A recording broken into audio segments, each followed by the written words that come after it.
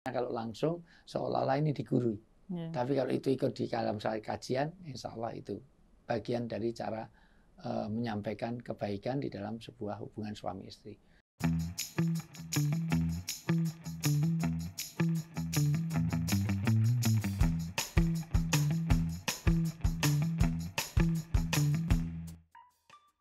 Oke, pertanyaan selanjutnya, Ustadz, saya seorang anak yang berkali-kali berpikir untuk kabur dari rumah karena tidak mendapat ketenangan di rumah.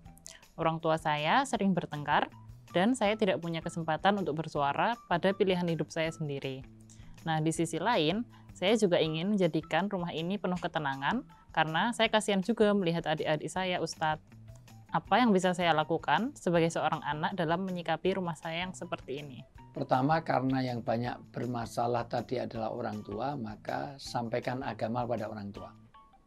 Tapi dari anak ke orang tua tidak mudah, maka cari komunitas.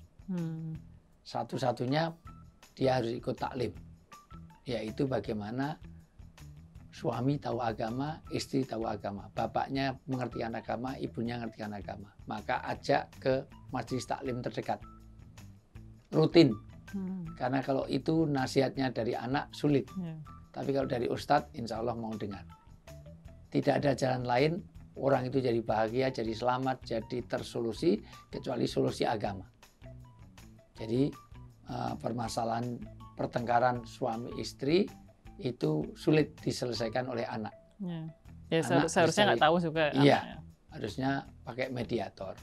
Itu jadi apalagi kalau mau anak kok sampai memberikan nasihat kepada ibunya, karena nanti anak bela ibunya berarti musuhi bapaknya, bela bapaknya musuhi ibunya. Maka tidak ada jalan, cari mediator. Ya, mediatornya pahamkan agama orang tua. Kalau perlu cari majelis taklim, cari orang ketiga, orang yang bisa bicara, tetapi jangan langsung. Karena kalau langsung seolah-olah ini digurui. Tapi kalau itu ikut di dalam kajian, insya Allah itu bagian dari cara menyampaikan kebaikan di dalam sebuah hubungan suami istri. Pada mentok-mentoknya nanti boleh bertahkim, yaitu mengambil dua keluarga besar, keluarga besar bapak, keluarga besar ibu, dan itu duduk bareng. Itu step selanjutnya. Ya, selanjutnya. Ya. Karena bukan malah bisa, itu dulu baru kayak. Enggak, kalau bisa internal dulu. Ya, jadi eksternal itu belakangan. Internal itu kalau bisa selesai tanpa harus melibatkan orang luar. Itu jauh lebih baik. Sambil Anda doakan.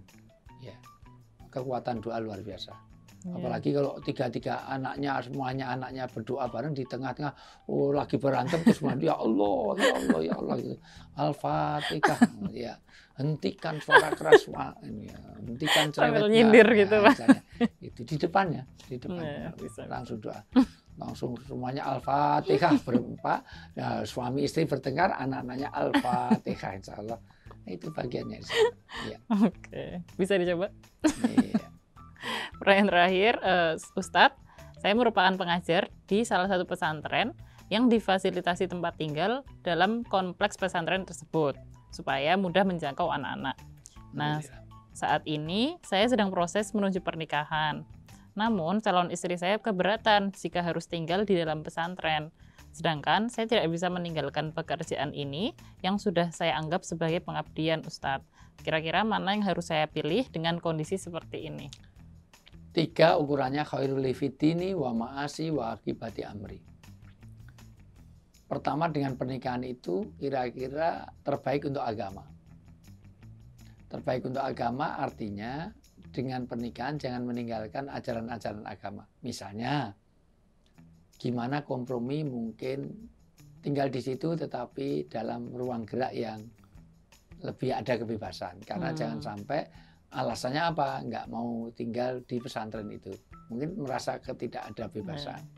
Itu. Atau pindah tapi di dekat pesantren. Maksudnya di area. Ya, itu secara agama. Yang kedua secara ma'asi. Mungkin juga tidak ada keleluasaan untuk ekonomi. Ya, maka bagaimana juga secara dunia. Wa akibati amri, akibat yang mungkin muncul. Anda istikharah. Anda istikharah untuk yang terbaik. Tetap nikahnya iya, tapi juga bagaimana kewajiban untuk mengelola pondok. Mungkin istri juga belum paham, atau istri dilibatkan sekalian. Jadi sama-sama ngajar. Mungkin nggak mau karena itu pondok putri sehingga mengundang kecemburuan dan segala macam. Nah, itu apa alasannya?